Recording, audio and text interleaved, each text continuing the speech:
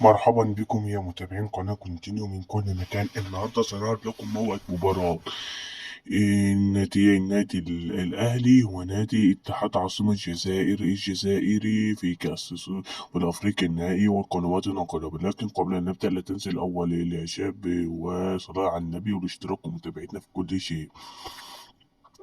يستعد نادي الفريقين لهذه المباراة في نهائي كأس سوبر الأفريقي بين بطل أفريقيا الأهلي وبطل الكونفدرالية اتحاد الجزائر، هيلعب على استاد فهد بالسعودية. أما على موعد المباراة ستنطلق المباراة في تمام الساعة 7 مساء بتوقيت المغرب والجزائر وتونس، الساعة 8 مساء بتوقيت ليبيا والسودان، الساعة 9 مساء بتوقيت مصر، الصفر السعودية والعراق والكويت والأردن واليمن وقطر وسوريا وفلسطين ولبنان، والساعة 10 مساء بتوقيت عمان والإمارات. وهتكون 15/9 2023 القادم. اللي باقي على القنوات الناقلة هتذاع على قناة بين سبورت وقناة اس سبورت.